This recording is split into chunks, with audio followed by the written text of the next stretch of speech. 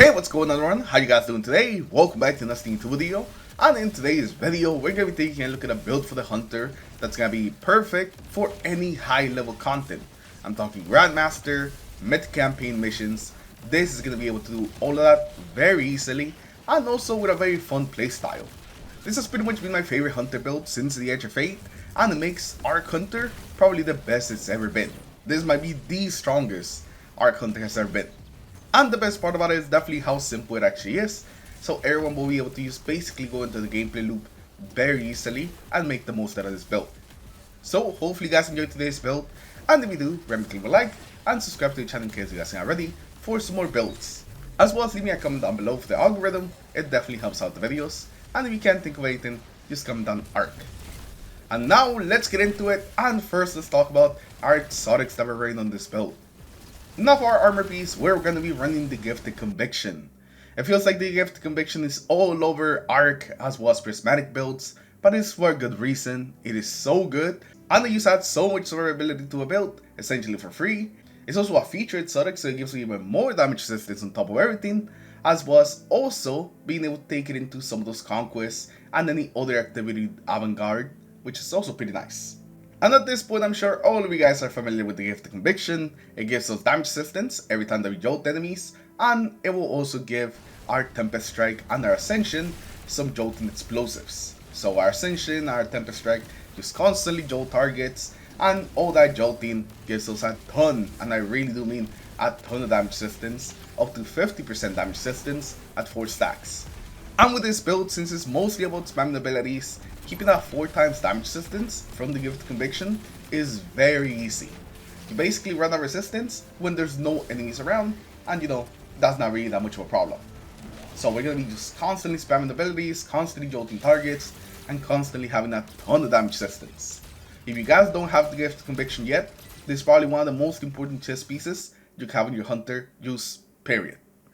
Now for our subclass, we're going to be on just regular Arc Hunter, and for your super, I recommend that you either go with the Arc Staff or Gathering Storm. Both of these are going to work pretty well, but you don't have to go with a specific one. Now for your abilities, you want to start off with Gambler's Dodge, so every time we use our Ascension, we get our melee back, so we can keep spamming our Tempest Strike. Now for your melee ability, you want to be on Combination Blow. This is amazing now for PvE, now that it actually does work with Tempest Strike. So you get to take advantage of the extra damage. You actually do get the class ability back whenever you get some kills with your Tempest Strike. It is just perfect for this build. And this guy let us constantly chain Tempest Strike and our Ascension back to back to back, just constantly jolting enemies and just spam a bunch of abilities. And every time you get a kill, you will also heal, which also adds a little bit more survivability to the build, on top of all the crazy damage resistance we already are gonna have. So Combination Blows is just kind of like the perfect thing to run with this. It gives us our dodge back, it gives us more damage, and it gives us healing. It like literally does everything. And for your grenade, you can technically go with any of them, but I really recommend the Flashbang Grenade. When everything is flash, they can't really fight back, and considering how fast we're going to be getting our abilities, this is something we're going to have up all the time. A lot of times I was too busy, I just kind of like using my Tempest Strike and using my Ascension, that I kind of forget about using my grenade, but make sure that you throw it any chance that you get, because you do get it back really fast. Now for the aspects, we're running the Tempest Strike Ascension combo. Both of these are going to work with our chest piece, both releasing some extra bouncing explosives, so we're going to be able to use jolt a bunch of things. These two abilities by themselves also use naturally jolt targets, so we're going to be really spreading jolt just all over the place. Ascension is a very big one though, because whenever we activate Ascension, it's going to jolt everything around, and it's also going to amplify us. And Amplify is going to give us even more survivability, since it gives us built-in damage resistance, as well as making it harder for the enemies to actually hit us. It lowers the accuracy against us whenever we're amplified. And then we have Tempest Strike, which is going to do a lot of damage to enemies, jolt them, and also whenever we defeat enemies with our Tempest Strike, we're also going to get Bolt Charge, which I know I haven't really talked about Bolt Charge so far, because I just talked about Jolt, but we are going to have a lot of Bolt Charge in this build, just because of Tempest Strike and a couple of our Fragment. We're constantly going to be hitting stuff with Bolt Charge as well. These two aspects right here essentially have been getting buffs for the last year, just making them have more synergy with each other, making Ascension itself have synergy with a lot of mods, and now with all the changes in the Edge of Fate, they're basically perfect. Ascension basically procs every single mod out there now, And Tempest Strike being able to stack up with combination blows gives your Tempest Strike some crazy amounts of damage. Even in minus 50 content in Mythic, you'll still use one-shotting nats very easily with a Tempest Strike. Now for the fragments, the first one's gonna be the Spark of Amplitude. Whenever we rapidly defeat targets, whenever we're amplified, it creates orbs of power. We're essentially always gonna be amplified, so we're always gonna be taking advantage of this, making some free orbs. Next, we're gonna have the Spark Resistance. This is gonna give us more damage resistance whenever we're surrounded by enemies. And this is basically always on. We're always gonna be close to enemies, so we're always gonna be able to take advantage of that extra damage resistance. And this, plus our damage resistance we have built in from the armor, plus the actual exotic that we have, it just means that we're gonna have a lot of damage resistance. Our damage resistance is usually gonna hover around 90%, which is insane, but that means that we're not really gonna be taking full damage pretty much ever. Next, we're gonna have the Spark of Ions. Whenever we defeat jolted targets, we're gonna get Bolt Charge and also create some Ionic Traces. Ionic Traces are gonna be very good for just getting a bit of ability energy back, so we can keep spamming our abilities. Next, we're gonna have the Spark of Frequency. Whenever we're amplified, we gain increased stacks of Bolt Charge. And this actually doubles the amount of stacks we get from whatever we're doing. Whether it's killing things with our Tempest Strike, or you're just picking up Ionic Traces, we're gonna be getting double, so we can spam our Bolt Charge a lot more often. And the final fragment is gonna be the Spark of Discharge, meaning that whenever we collect Ionic Traces, we gain stacks of Bolt Charge. And this is just perfect. We're gonna be making lots and lots of Ionic Traces, and all of that's gonna give us Bolt Charge, so we can just keep hitting Bolt Charge on enemies. We really are just all about spamming Bolt Charge and Jolt. That's just something we're gonna be doing constantly while fighting enemies. Now for the weapons that you wanna pair up on this build, I was running the Mint, plus the Graviton Spike, and an Outrageous Fortune. But to be completely honest, you don't really have to go with any type of specific weapons, so I just keep on them in retrograde. It is still one of the best weapons in the game, especially this week with the double special damage. You don't really have to have an 18 specific. This build is mostly about the abilities. I'm just kind of spamming the abilities. And this is why we're going to be running for the mods. There's not any arc specific mods in the actual artifact, but we have a couple of other things that affect like abilities, and that are going to give us our abilities back faster.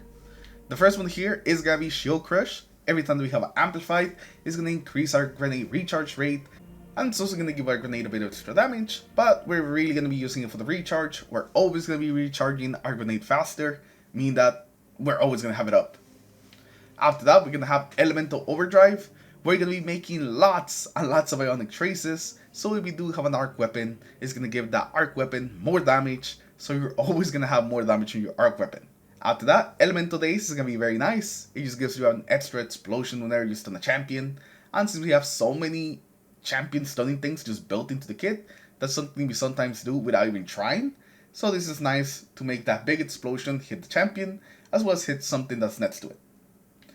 Shoulder to shoulder is always good. Whenever you deal some precision damage, you get some extra damage resistance. Even though we really don't need it, it is just something else that we can get to get even more damage resistance. After that, we have Elemental Coalescence, so we can make even more elemental pickups, meaning that we get even more Ionic Traces for everything else that gives us advantages for getting Ionic Traces. And after that, we have a Refresh Threats, so whenever we pick up Ionic Traces, we get even more ability energy. And also Elemental Benevolence, so whenever we amplify our teammates, we get class ability energy, so we can spam our class ability even more. With all these things and all the fragments that we have, spamming abilities is just something we're going to be able to do very easily. Now for the stats that you want to run this build, you want at least 150 melee stat, so you can get a bit more damage for PvE. And then after that, you want to put some points into class to get at least to 70, a little more if you can, but these are the two main stats that we really are worried about, and the ones that we want to maximize the most, so we can keep just spamming abilities and getting a bunch of damage out of our melee. After our two main stats, just put some into super, put some into weapons, and then that's going to be pretty alright. Even with 40 grenade on this build, we were still getting our grenade back very quickly thanks to Shield Crush. Now for the actual armor mods, we had Harmonic Siphon, so we can make some orbs with our arc weapons.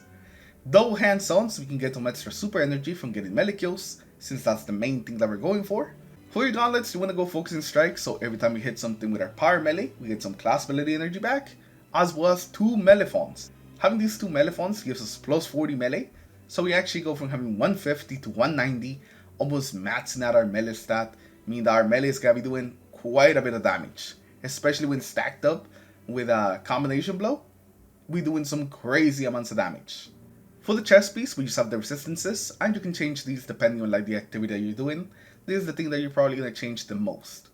For the boots, we're going to have Orbs of Restoration, Absolution, and Better Already. So whenever you pick up any Orbs of Power, we heal, as well as get a bunch of our abilities back, so we can keep spamming abilities. And lastly, for the class item, we're going to have Powerful Attraction, Distribution, and also Reaper, so we can make more Orbs of Power, so we can reduce all our cooldown abilities, and even gain a bit of super whenever we use our Ascension next to enemies. And lastly, Powerful Attraction, so we can pick up any orbs that are on the ground whenever we activate our Ascension. Powerful Attraction finally working with Ascension is just such a godsend, and it makes just doing anything so much easier. And with that, that's pretty much gonna be everything this build has. Now when it comes to playing with this build, it's gonna be very simple. You're basically just gonna alternate between your two abilities, your Ascension and your Tempest Strike. You go in, Tempest Strike some enemies, activate your Ascension, and then you Tempest Strike them again, since your Ascension is gonna give you back your Tempest Strike. And whenever you kill enemies with your Tempest Strike, that will give you back your Ascension. So one ability just gives you the other one. And as long as you keep getting kills with your Tempest Strike, you're going to be stacking up that damage, you're going to be healing, you're going to be making orbs, as well as getting back the Ascension, so you can keep Tempest Striking some more, and just getting more damage. When you have combination blows stacked to 3, basically only the mini bosses will not be able to die. Every smaller enemy will just get destroyed by your Tempest Strike. It is amazing, and like I said, it works all the way to Mythic difficulty, so even at minus 50, your Tempest Strike is going to be deadly. Like always, there's going to be a demo link in the comments below, as well as in the description in case you guys want to try out the build. And you guys do end up trying it, make sure you guys come back here and just tell me what you thought about it. Do you liked it? Do you not liked it? Have you made any changes? Make sure you guys leave me that in the comments below. And I'll see you guys in the next one. Take care everyone, have a good rest of your day.